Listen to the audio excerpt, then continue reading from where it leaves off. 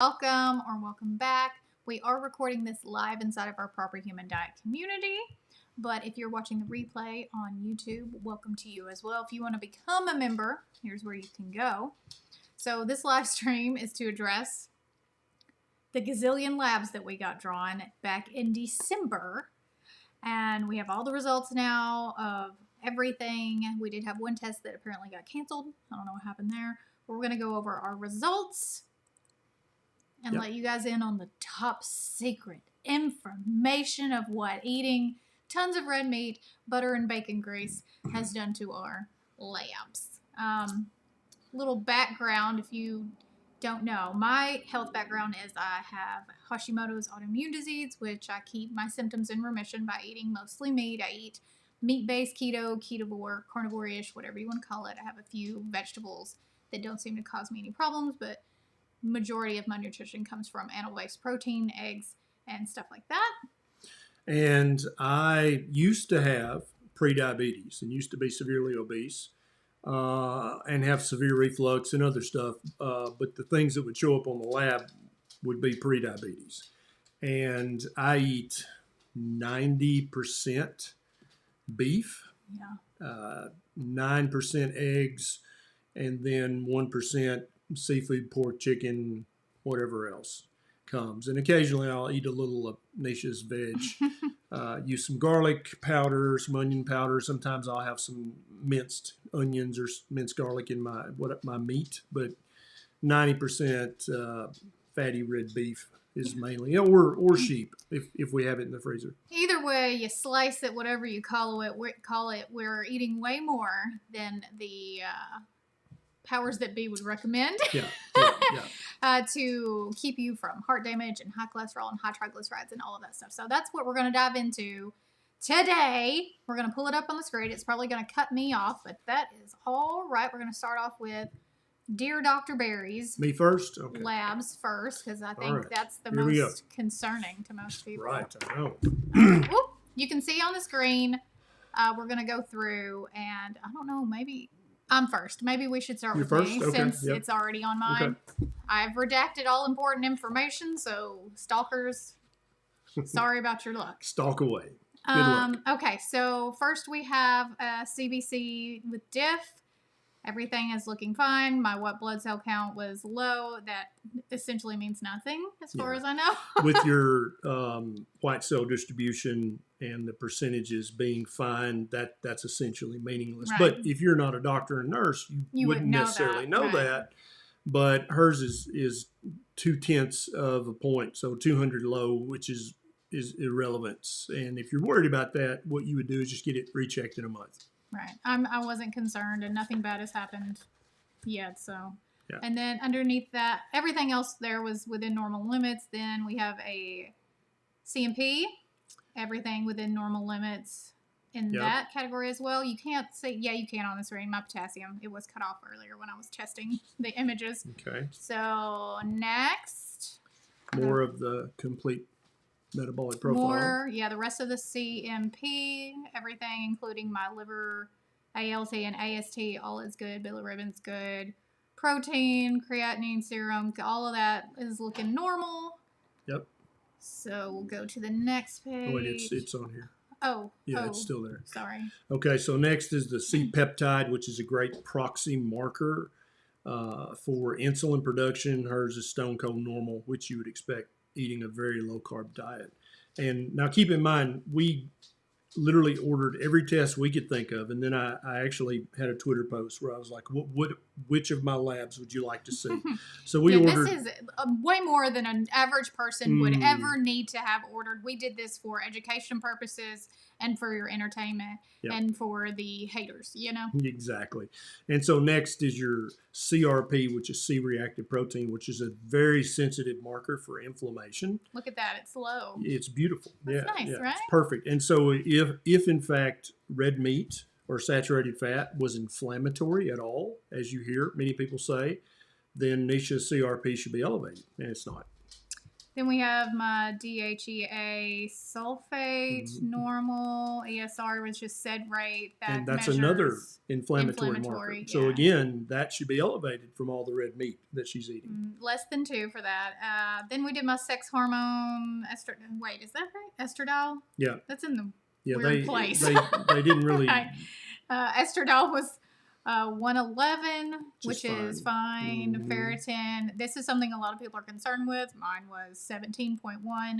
Normal range is 13 to 150, so low end of that. Folate was 10. Perfect. A1C 4.9, which my A1C has always been good, so this is not a marker I was concerned about, but we did it just for, facts. And then her fasting insulin 6.6, which also is great. And yeah, we were both very fasted this day. I think we got to the clinic around, it was right before lunch, because we then went right after lunch. So I think it was 12 o'clock when we got to the lab, and then we ate. We'd probably been fasting 18 hours? 16, 17, 18, yeah. You probably a little longer than myself. And then the next page. Then we have the dreaded what do we want to call it? Lipid panel. And this is the advanced lipid panel. So her total cholesterol, eating tons of red meat, saturated fat cholesterol, 166. And when you see mine, you'll see the difference in the genetics, because we essentially eat the same thing. I eat more saturated fat and red meat than her, but not an astronomical amount more. Her HDL is gorgeous at 81. Triglycerides gorgeous at 48. And LDL cholesterol 73. So many people would have to take a statin to get their LDL cholesterol, or Repatha, and hers is just naturally 73, eating a red meat heavy diet. And then the particle numbers, as I've said before, I don't consider these useful yet. I think they're still experimental. As do I consider the ApoB, apolipoprotein B, which hers is normal, and her LP(a), also normal, neither of which I consider meaningful. The two numbers I care about here is the HDL cholesterol and the triglycerides. They've been used for enough years that I consider them to not be experimental. And then oxidized LDL, hers is fine. It's far less than 60, 28. Phosphorus is great. Her progesterone, 6.35. Free T3 is good. Reverse T3 is nice and low. Free T4, 1.14. And then her total iron binding capacity, normal at 382. Transferrin, normal at 322. And then her TSH is 2.0. Which that's a little high for me. I like to keep mine a little below 2, but it's fine. And I wasn't feeling really awful, but I probably feel a little bit better when it's around 1.5. So, but that was right before I decided I needed to clean it up. It was right after Christmas, and I've been letting things go for a few months there. All right, what's next? The urinalysis. Yep. So urinalysis. And so, even though we had been fasting for 16 to 18 hours, her urine ketones are negative. So, again, I tell all you guys, don't waste your money on urine ketone sticks. There's no way she wasn't in ketosis. If you'd have tested blood ketones, it would have shown probably at least a 0.7 or 0.8. But urinalysis otherwise completely normal. Next. Okie dokie. Let's see here. We got copper. Yep, normal. Cortisol. Normal. Cystatin C, which is another way of looking at kidney function.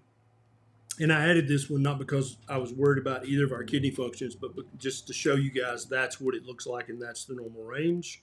And then since we eat so much meat and she eats a lot of seafood, I wanted to make sure we tested for heavy metals, including mercury. And you can see this woman can eat 3 dozen oysters at a time. She eats quite a bit of seafood, just was munching on some shrimp.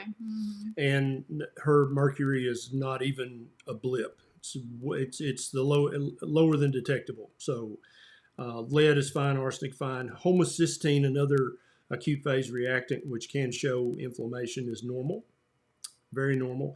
And then insulin-like growth factor, some nerd on Twitter wanted us to get that, so there that is. It's normal. IL-6, interleukin-6, is another marker for inflammation. And I wanted to check our body-wide inflammation from as many different angles as possible. Especially for me, since I have an autoimmune disease. Right. Like, that's a very important marker for Yep. me. Any kind of inflammation, I want it to be documented, because my word is one thing, but to show how my body is actually reacting to me eating such a heavy meat-based diet with an autoimmune disease. Eating all the inflammatory meat that she eats, yet a third, and this is a very specific marker for inflammation, normal. But also, I just want to clarify here, I don't just eat meat, right? I have onions, avocado, tomatoes several times a month, not every day, but several times a month, and people get really upset about that because those are quote-unquote inflammatory things, but still my body seems to tolerate that amount in those specific types of vegetables.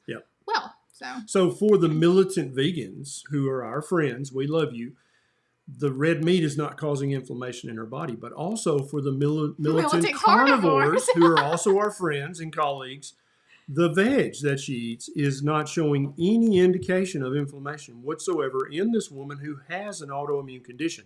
So I'm not saying this applies to everybody with an autoimmune disease. This is just Nisha. But we wanted to check it from as many different angles as possible. Then RBC magnesium, because some people think that serum magnesium, that this is a better marker. So we got that just to have for completeness.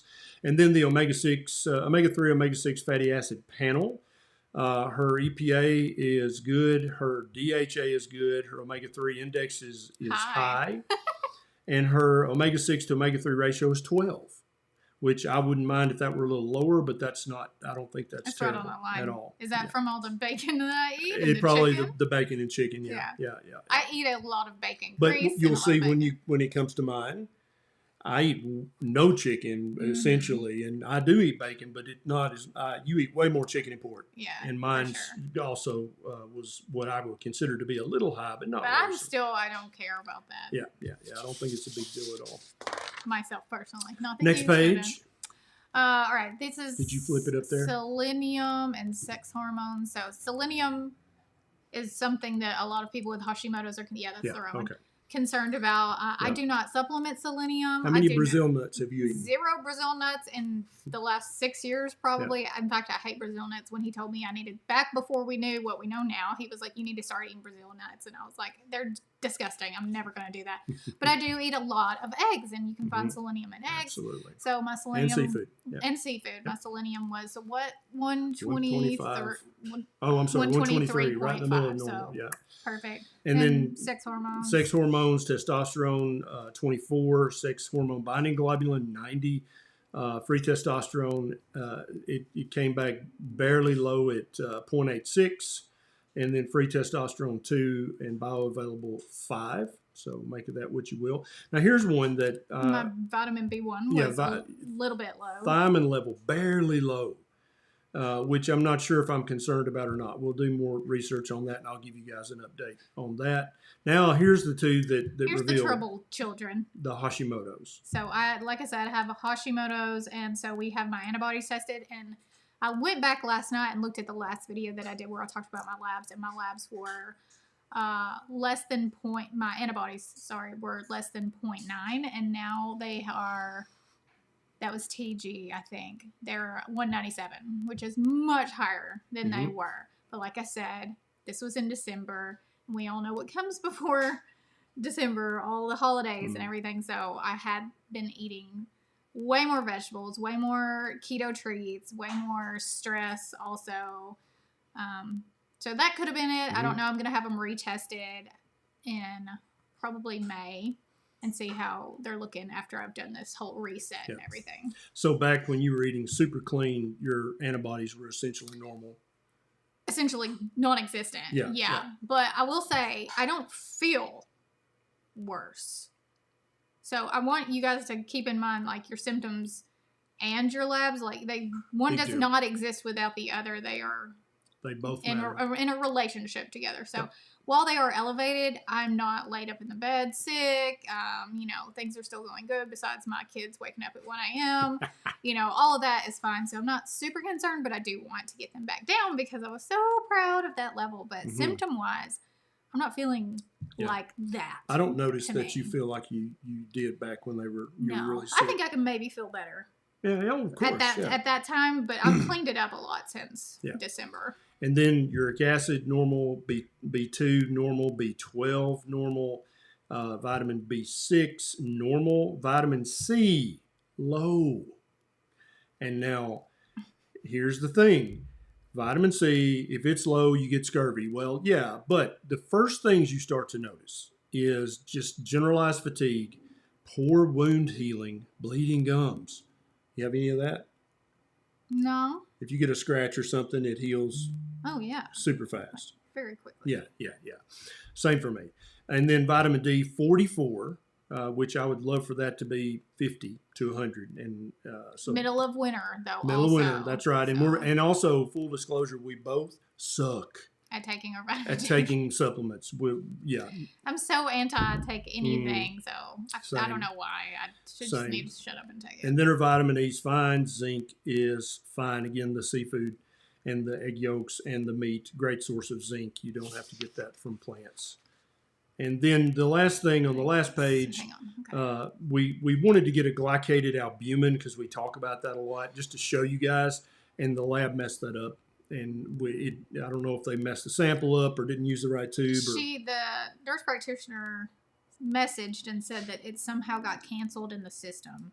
And that she was going to try and see if that got canceled after it was done or what happened there. But in any case, we'll get that done again. Yep. And then finally, another very specific marker for inflammation, TNF alpha, tumor necrosis factor alpha, hers is low. So it's literally, there's no sign of inflammation whatsoever in Nisha's body. I find it very, very fascinating that all of my inflammation markers are low, but my antibodies are up. Isn't that's odd to me? To me, if one is up, the other should be up too. But I think it's telling because you can have elevated antibodies and not have body-wide inflammation, depending on your diet and your lifestyle. But also, keep in mind when I first had all my symptoms and I felt like absolute trash, I had no antibodies show up. So that's why I'm saying, monitor your symptoms and your labs. One is not more important than the other. They're both important. And, pay attention to everything because, like I said, I felt like absolute garbage. Everything was, quote-unquote, normal. My TSH, my antibodies, my T3, T4, all of my thyroid labs were normal. Yet I was a ghost of myself and had extreme symptoms. Your thyroid levels in this lab, you were not taking thyroid replacement hormone? No. I haven't been on medications since I had Beckett, so 2020. 2020. So, okay. Oh my gosh, 4 years. 4 years. Wow, right. That's weird. Yeah. But keep in mind, doctor and a nurse live in the house. Yeah. And so if she detects that Hashimoto's is truly flaring up, I see signs like you don't look like you feel well for several days now, we would definitely recheck those and she would get right back on that. And so obviously if any of you guys have Hashimoto's, follow up with your doctor. Don't just take that into your own hands. Yeah. Again, this is all for entertainment and education and just because we thought you guys would find it interesting. So I guess we're going to move on to Dr. Berry now. And so now the big reveal comes. Does this tell my age on there? We all know how old you are. Yes, it has your date of birth. Okay, born in 68. 55? Yeah, is that right? 55. Close. Okay. Yeah, so 55-year-old male, previous pre-diabetic, previous very inflamed, sick, yucky, nasty, severe obesity. Now, and that was back in my late 30s. Now, in 55 years of age, let's go through this. We'll start with the CBC with differential. White count's normal. My RBC count, that's red blood cells, is a little bit high. And I've actually had that several times on past labs. Yours has kind of always been high, even before you were doing Carnivore. Yep. And so and that's, you notice my ruddy appearance. A lot of people make fun of my skin color, and I can't help it. It's my heritage. I'm a redneck, and I tend to have a higher RBC and a higher hematocrit. My hemoglobin's never been high, but typically my RBCs and crit are just a little bit above normal. MCV and MCH, MCHC all normal. So I'm not worried about this at all. And anytime the bloodmobile comes to town, out of an overabundance of caution, I'll go give blood because there's some limited longevity research that shows that having less viscosity in the blood, lower red blood cell count might increase longevity. So I'll do that, but it's So not like I'm gonna live forever. right. Yes, you will. Yeah. That's one of the theories. That's why women live longer than men, is they have a period once a month and therefore have lower That's H a and H. total theory. Okay. Total theory, not proven at all. That's exactly right. And then for some reason it repeated twice or stuff, 3 times. Everything else is normal. Yeah, everything's fine. Is your hematocrit high too? It's just the crit, not the hemoglobin. Oh, okay. Yeah. Next page. Next. Alpha completely normal. Liver labs completely normal. Now, CO2, this freaks a lot of people out. My CO2 was a little low, and there's some doctors, typically doctors of homeopathy and naturopaths, who will say, oh, you're acidic. So as a previous ER doctor who's drawn many, many arterial blood gases, I can tell you that CO2 in venous blood is not a reliable marker of acidity, of acidemia, and not even an accurate marker for CO2. You have to check arterial blood to get that. So again, I'm not worried about that at all. My glucose was 91. BU and creatinine normal, calcium, everything else is normal, and then it repeats again. Now, C-peptide is the next bolded, 1.79. Very happy with that. Now, my inflammatory markers, CRP, high sensitivity, 2.7, completely normal. And like I said at the beginning of this, 90% of my diet is fatty red meat. And when I cook 2 pounds of ground beef, I eat, the grease, the drippings, the just pure fat. I mix that up with the meat. I eat that too. I do not pour that off. We've never drained ground beef in this house. We eat the fat. Here, I'll tell you why I don't. Because I'm lazy and it's a lot of work. And I don't mind it. Right. And it doesn't bother me at all. But I always thought it was. Yeah. I've never done that in my whole life just because I'm lazy. And my DHEA was 89, which is still within normal limits, but that's a little lower than I would like for it to be. I'm not sure if I'll take a DHEA supplement for that, or if I'll just try to tweak it with diet and exercise. It's still within normal limits, so the I'm next not concerned. one is ESR, but it kind of splits the screen. So it says ESR, but then the result is on the next page. I got you. So SID rate 12. So again, here's a guy, 55 years of age, and inflammation tends to increase as you get older. Eating a 90% fatty red meat diet and drinks the grease. No sign of inflammation on the second marker. Ferritin normal, 368. Folate is low. And so quite a bit low. So I'm going to, so the pork and egg yolks, when we did this, I had been basically just living on beef. So I'm probably going to increase my egg yolks to get the folate back You've up. already been doing that. I have, Granted, this was in December, so we've already been doing things for 3 months. Yep. So the next time we get our results, that will reflect the past. And then there's my glycated albumin that they messed up, but I don't need that because I have an A1C of 5.5. And remember, my A1C at its highest was 6.1 back when I was very pre-diabetic after I tried to follow the American Diabetes Association diet, and it went from 5.7 to 6.1. So eating just meat and eggs, it's 5.5, which I'm very happy with. And my total insulin is 7.0. So well under 10, and I'd like for it to be 5, but I'm happy with it being a 7. Of course, my iron's going to be normal because I eat all the red meats. And now the lipid panel. Are you ready? Non-HDL cholesterol high at 201. LDL particle number high at 2867. LDL small, 354 high. Total cholesterol, 255, which is high. But now, remember the last time I got my total cholesterol, it was 350. Yeah, I think it was 354 actually. Yeah. And so my total cholesterol has fallen 100 points in how many years of carnivore? How many years? 4 years? 4? I think 4 years ago I got them. I'm a terrible patient. It was about 4 years. Yeah. HDL cholesterol 54. Now I'll tell you, I'm one of those guys that I used to never get my HDL into the 40s. It was always 30 something, multiple times, even when I was a younger man. This is from fatty red meat, and this is from lifting heavy things on the farm. Okay. That's what did that. And also, I don't filter my coffee. we have an espresso, and that's what I drink. It's not filtered, and so I could probably get that a little bit, even a little higher if I started filtering. That's a whole coffee. nother video. Everybody's going to be Yeah. like, "What do you mean?" Wait, by what? that? Just I've got a ignore- video on my channel if you want to check it out. Ignore Yeah. that. Okay. And then my triglycerides, when I was first diagnosed with prediabetes, they were 300 and something. There's now 60. Were they really? Yeah, it was, I didn't know that. yeah. Then LDL, medium and large. The medium is the ones that are high. Large is normal, and I have a pattern A. And then my apolipoprotein B is high, and my LP little a is high. So according to Dr. Attia and Dr. Lipid, all these Dr. guys, Lipid. yeah, that's his Twitter Oh, handle. okay, gotcha. I can't think of his actual name, but that's his handle. I'm going to die any minute, according to that. But I've looked into these tests extensively. There's, in my opinion, still experimental, and I predict that over the next few years they'll fall by the wayside, and people won't even talk about them anymore. Also, he is going to get a CAC, but Yes. the machine was down, or they couldn't get us in something, so we're going to have to go back and do that on another day. But yes, we are going to. Well, I don't think I'm going to get it done, but he is going to should get for it fun. done.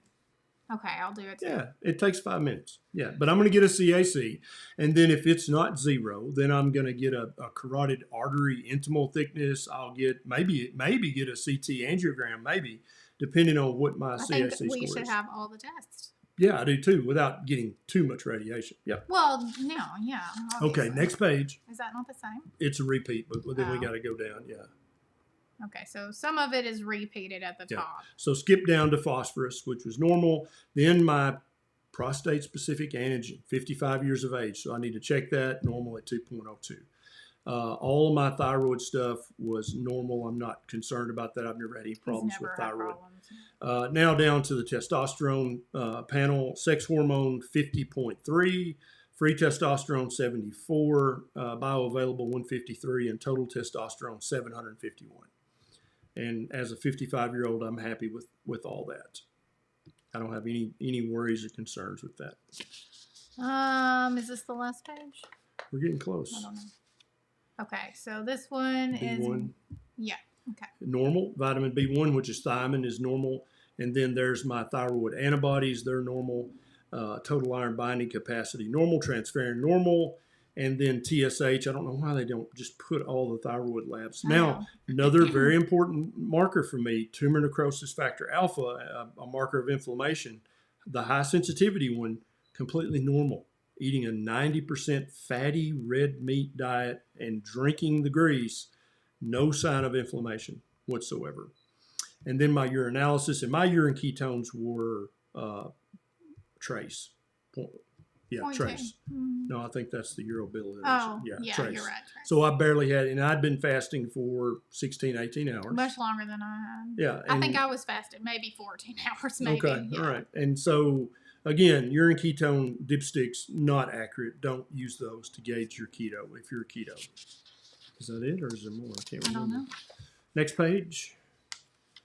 Oh, yes. The color of your urine, Yep. yellow. Yeah, it was yellow. And the rest, that's a repeat. So down to uric acid, completely normal. Then the urine microscopy, my B12 was 590. So you notice neither Anisha nor I have really super high B12. There's a normal distribution curve for all this stuff. And there are some people, when they're eating the same carnivore diet that I'm eating, they'll have a vitamin B12 of 1200. It's just the way your genes and your epigenetics are working. Oh my gosh, your B6 Yeah, level. my B6 level is High. substantially high. So I have no deficiency of vitamin B6. And I'm not concerned with this B6 level. I'm not taking any supplements. No. I'm just eating human food. And so that's what my body chose to do with that. And I'm not concerned about that at all. My vitamin D25, 47. A little higher than yours, but still not where I would like for it to be. Again, we've middle got to of winter. remember to take our damn vitamin D. I know. Listen, doctor and nurses are the worst patients. We are, okay? absolutely. Next page. Insulin-like growth factor because of the nerd on Twitter. There's that, normal at 169. And then this niacin B3, I think that they ordered, this is like a smoking test. I think they ordered the wrong test. Oh, here. Yeah, whoops. this is not. this is not helpful at all. I'm not sure. And then my zinc, normal. Even though I eat virtually 0 plants, my zinc was fine. And then next page. Yep, I think 1 or 2 more. Okay, copper. Now, the reason I wanted to get copper was because I eat quite a bit of cod liver and chicken liver. And there are so many people out there like, oh, you'll get copper toxicity if you eat liver. No, completely normal. On the lower range of normal. He eats a lot. I probably eat liver liver 2 or 3 times a week. Yeah. No sign of copper toxicity whatsoever. There's my cortisol. Just checking one like that is not helpful at all. You have to check them multiple times over the course of the day. Now my heavy metals, completely normal. No sign of heavy metal poisoning, despite all the stuff you hear about. Oh, meat's full of toxins and antibiotics and hormones and heavy metals. No sign of that at all. Homocysteine, barely high, 15.2, so 0.2 of a point higher than normal. I'm not especially concerned about this. There's multiple reasons that could be slightly elevated. I'm not worried about that at all. Now, interleukin-6, another marker of inflammation, completely normal. No sign of inflammation in this red meat eater. My magnesium, RBC magnesium, completely normal. And now my omega-3, omega-6 fatty acid profile. EPA 0.4, DHA 1.3. My omega-3 index is high, once again. And then my omega-6 to omega-3 ratio, 12. Almost exactly the same as Nisha's. Which I would like for it to be a little better than that, but I'm not especially worried. Arachidonic acid, which is a great anti-inflammatory, antioxidant in the body, completely normal. And then last page, selenium, and I haven't eaten a Brazil nut in 10 years. Selenium is right in the middle of normal. Looks great. Vitamin B2, completely normal. My vitamin C is also low. It's the same, isn't it? I think yours was 12. Oh, and mine was 10. Okay. So we're both low. Now, how often do I get injured working out in the woods? Every single day. And how many days does it take a big scratch to heal? It's hard to tell because there's new ones every day, to be honest. But, his leg's not falling off, so I think that probably has. But she's actually commented before, where's that big scratch that was on your leg like 3 days ago? And it's already healed and gone. So no bleeding gums, no signs of scurvy, no problems with wound healing.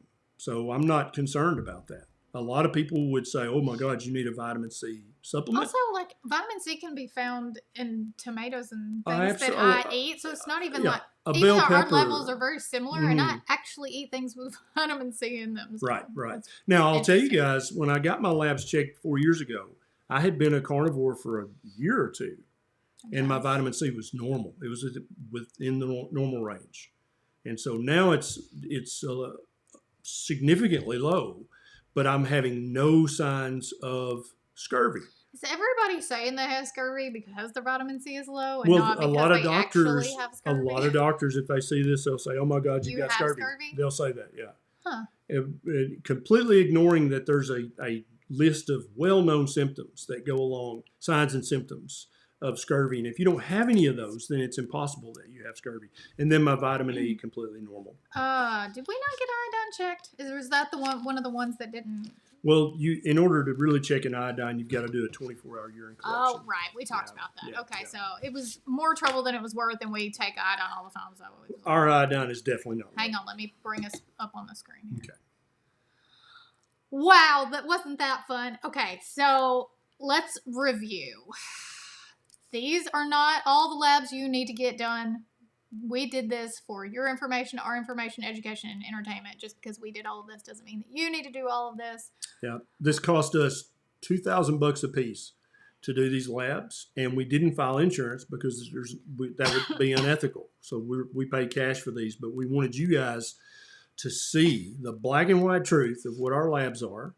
For better or for worse, and I'm sure there are some vegans who are going to have a field day with my thiamine level, right, and definitely my particle sizes and my pattern A. Yeah, but that's they're going to have a field day with that. CAC so they can stick around and watch those. Right, results. Exactly. So watch out for the. I'm not going to lie, I'm a bit concerned with those because I am a nurse, and my nurse brain is going, oh my God, what the actual, this turd better not have a heart attack Right. and That would leave be me. bad. That would Okay, be bad. so we are having that done. Do I Yep. think he's gonna have a heart attack? No. You should see him out in the woods, okay?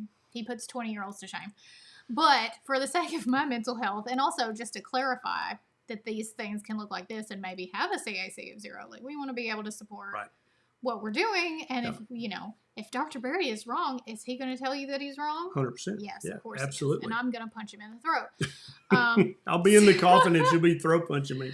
We did have one question. Somebody said, just to clarify, how long should we be fasting before we get labs done? Because you said you were fasted for like 18 hours and they thought you should be fasted until 14 That's hours. right. 12 to 14 hours that's the ideal time frame to fast before you have any labs drawn.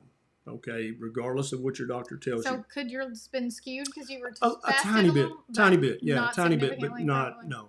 no. What I would expect was that my blood sugar would be up a little and my trigs would be up a little. Right, but they were still normal. They were so still normal. Yeah. It's okay. Yep. All right. So those are the main things that would have affected. Yeah. Okay. We had a few people asking because they were like, "I'm confused. I thought you said not to I fast did. that long." That's right. We did. So now you guys know. She mentioned we were bad patients, right? Yeah. Any other questions that anybody has? Yeah. Let's bring up the chat. Oh yeah, perfect. Okay.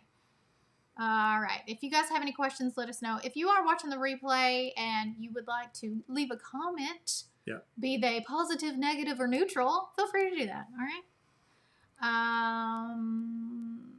Holly, what's up, Holly? Holly says, my CAC score was really high, but other tests were amazing. Stress test, and I feel better than ever. I'm going to have another CAC scan next year. Yep. But I'm sure my 50 years of eating the SAD diet did that. Yeah. So baselines, right?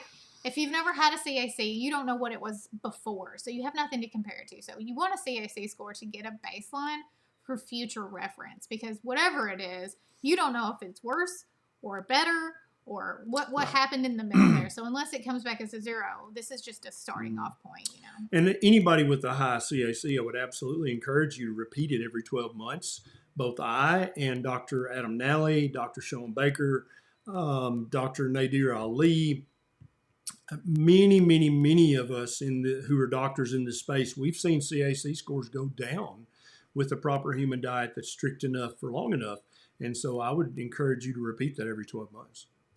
How many tubes did you have? That was a lot of tests. So there's a reel on my Instagram. You can see all of it. Is it like the phlebotomists were like, that's probably we had fun. That's probably offensive. The lab techs were lab techs. the LMTs, I think is what they were. Yeah, they were like, what the hell are these people? No, they knew us. And they were very, very nice because of the doctor or the nurse practitioner that ordered it. And these labs were ordered by Amanda Decker, who's our friend. She has a clinic in Dixon, Tennessee. That's who ordered these for us. And we're her patients officially. We did all the hoops and that mess. Okay, so Ellen says, someone asked, how often should we do labs? I think it depends on your health, your previous medical conditions, if you're on medications, those things play a huge part in getting your labs checked. If you have just started thyroid medication, you need to have those specific thyroid labs checked in 6 weeks to see how the dosage is working out. If you're someone who is completely healthy and has no health conditions,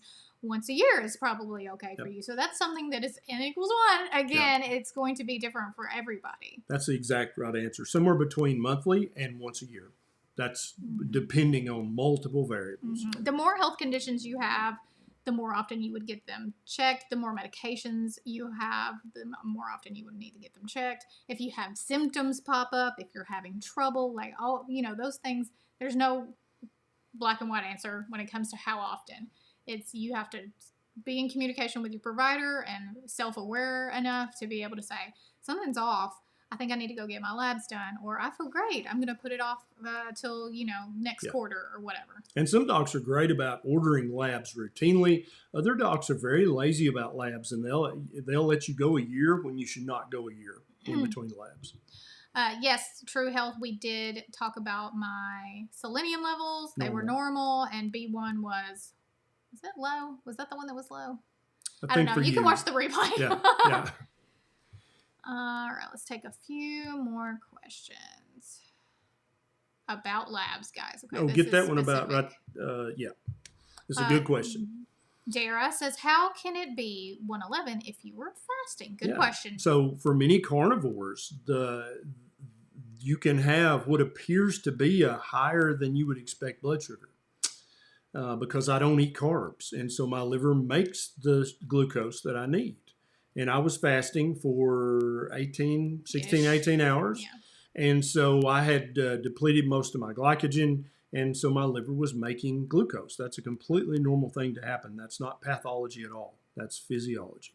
This is a great question. Displaced Hoosier says, what are the negatives of just taking a vitamin C supplement while carnivore? Mm-hmm.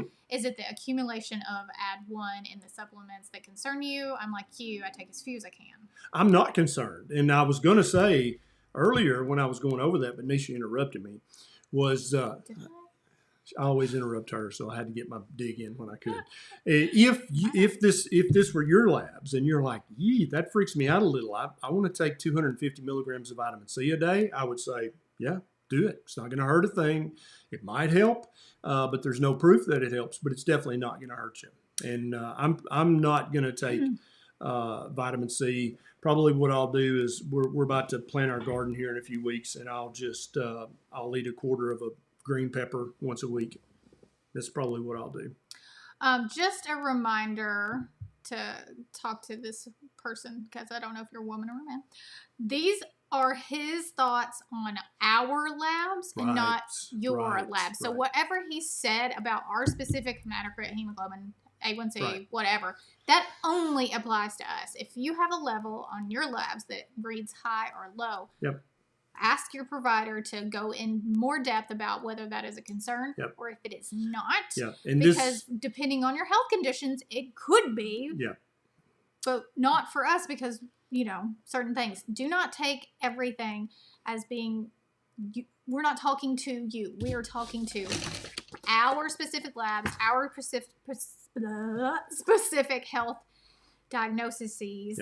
And this is a pattern that's well known to occur sometimes in people of Scotch, Irish, Nordic, Neanderthal descent. And so in my particular case, I'm not worried about it. But if yours are high, talk to your doctor. Right. So just a reminder, this doesn't apply. And that applies to everything that we've talked about this entire video.